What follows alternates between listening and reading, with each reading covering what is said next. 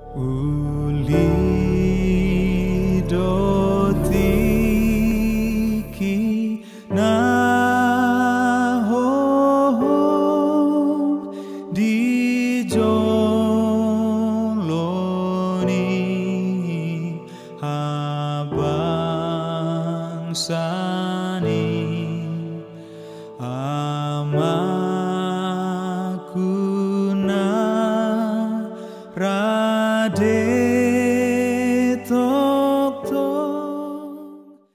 Shalom, selamat pagi Bapak Ibu, Saudara-saudari sekalian dimanapun berada untuk saat ini.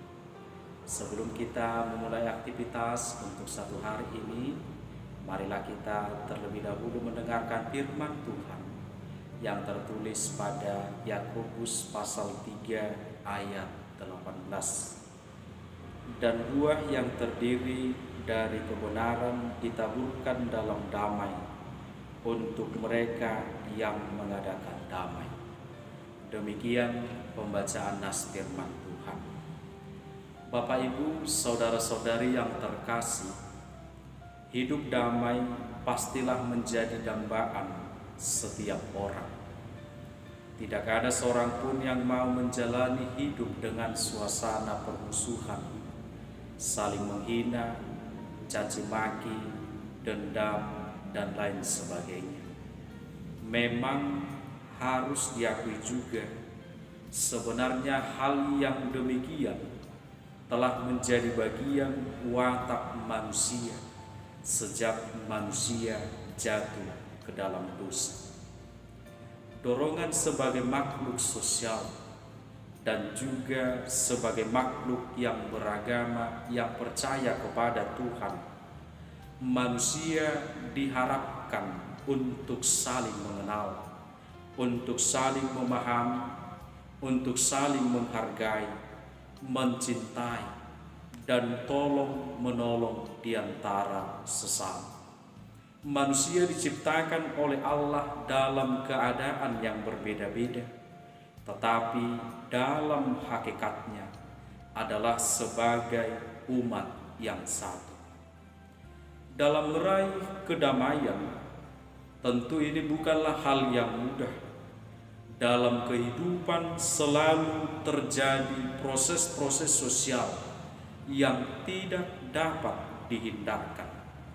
Masing-masing pribadi atau orang atau kelompok pasti terlibat dalam persaingan, kompetisi, siapa yang paling kuat, siapa yang paling unggul, kuasa menguasai, dan lain sebagainya.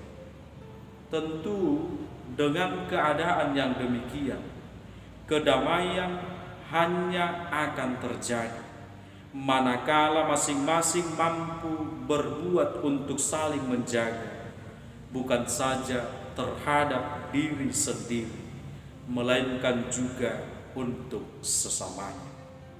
Bapak Ibu saudara-saudari yang terkasih, apa yang harus dijaga dari masing-masing pihak agar kedamaian itu bisa terwujud?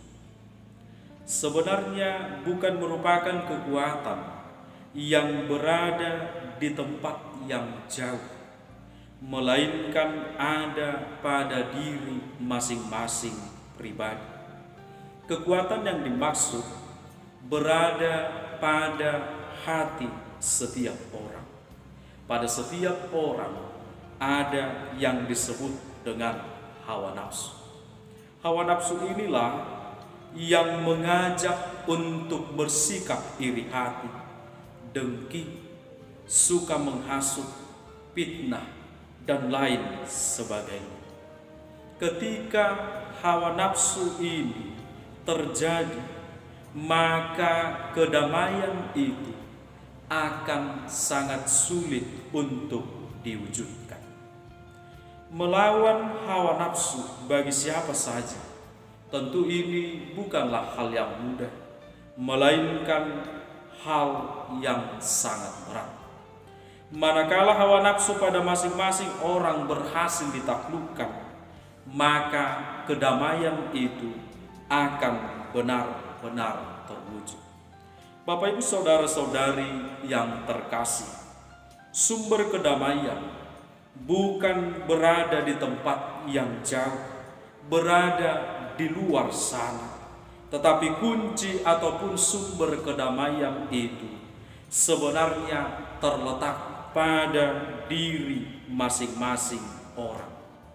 Memerangi hawa nafsu bukan harus menggunakan berbagai jenis senjata buatan manusia, baik itu senjata tradisional maupun modern, melainkan dengan meminta hikmat kepada Tuhan. Hikmat tentu ini diterima, diperoleh dengan takut akan Tuhan. Jika dikatakan takut adalah sebuah kesadaran untuk hormat dan juga mengikuti setiap jalan-jalan Tuhan, menjadikan Tuhan menjadi teladan hidup sesuai yang disampaikan oleh Yakobus di sini, bahwa jalan-jalan Tuhan itu, hikmat Tuhan itu penuh dengan kemurnian, penuh dengan pendamaian, peramah, penurut, penuh dengan belas kasihan, penuh dengan buah-buah yang baik, tidak memihak dan juga tidak munafik.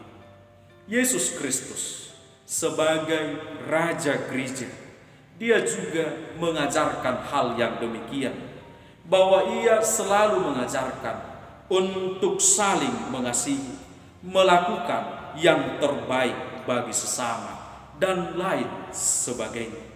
Setiap orang yang menjadikan Yesus menjadi teladan dalam hidupnya, maka dia akan disucikan, akan terhindar dari hal-hal yang tidak baik.